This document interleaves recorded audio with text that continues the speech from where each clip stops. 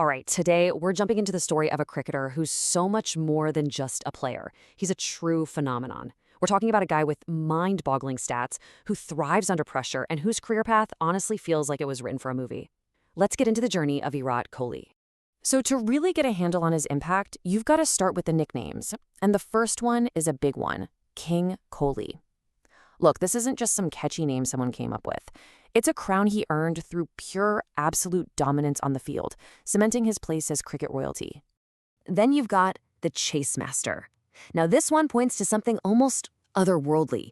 It's his ability to perform when the pressure is at its absolute highest. Game on the line, batting second, that's when Kohli becomes this master strategist, just calmly figuring out the path to victory. For him, a target isn't scary, it's a roadmap. And of course, the run machine. This one perfectly captures his relentless, almost robotic consistency. He's a player who just doesn't stop scoring.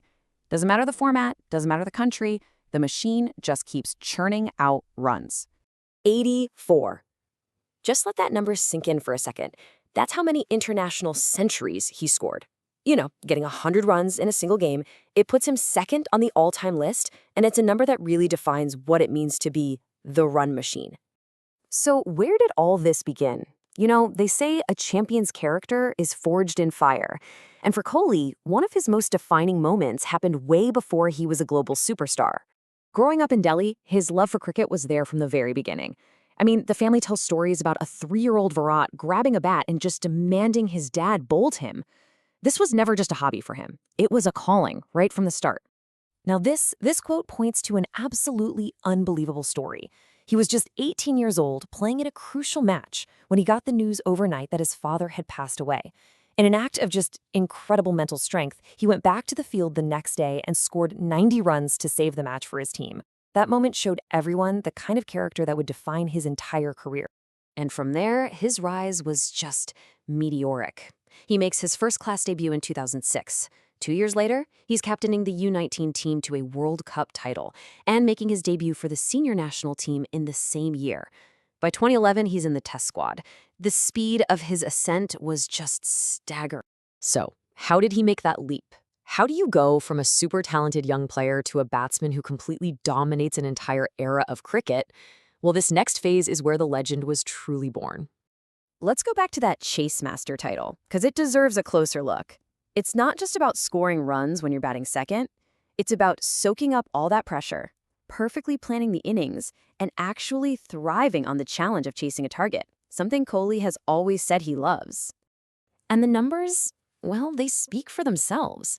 An average of over 58 in one-day internationals with 53 centuries? That's just insane. And to maintain that kind of level across the long, grueling 5-day test matches and the explosive, short-form T20s, very, very few players in history have ever pulled that off.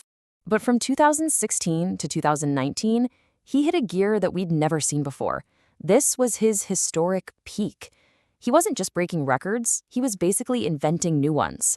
20,000 runs in a single decade, being number 1 in all 3 formats at the same time, winning Cricketer of the Year 2 years in a row. It was just a breathtaking run of form. But, no great career is just a straight line going up. After hitting those incredible highs, Kohli was about to walk into the toughest period of his entire professional life. For almost 3 years, it felt like the run machine had a glitch. The centuries just stopped. The pressure started to build, and for the first time in a long time, people were asking questions.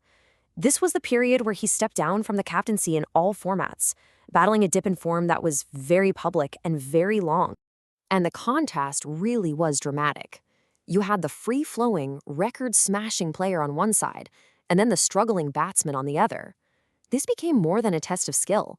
It was a pure test of his mental toughness. And then, the comeback. The number you see here is 765. That's how many runs he scored in the 2023 Cricket World Cup. It was the most runs ever scored by any player in a single World Cup tournament. He was named Player of the Tournament. The King was officially back. And during that incredible World Cup, he hit a milestone that was just monumental. He scored his 50th century in one-day internationals, breaking the legendary Sachin Tendulkar's record, a record that many, many people thought would stand forever. It was a truly historic moment that put the seal on his comeback. But hey, to really understand his full impact, you have to look beyond the cricket field. His influence off the field is every bit as significant as what he's done on it. This breakdown right here shows you his massive global brand. See, Kohli isn't just a cricketer, he's a commercial powerhouse. With the huge majority of his earnings coming from endorsements, he's become one of the most marketable and influential athletes on the entire planet. And he uses that enormous platform for good. Through his foundation, he's helping underprivileged kids and supporting the next generation of athletes. He and his wife, Anushka Sharma, have also been incredibly active in raising money for huge causes like COVID-19 relief and fighting for animal welfare. So after a career with these record-shattering peaks, really tough slump, and then a triumphant, history-making comeback, we're left with this one big question. The numbers are there, the global impact is undeniable. So the only thing really left to debate now is, where does he stand in the pantheon of cricket's absolute legends?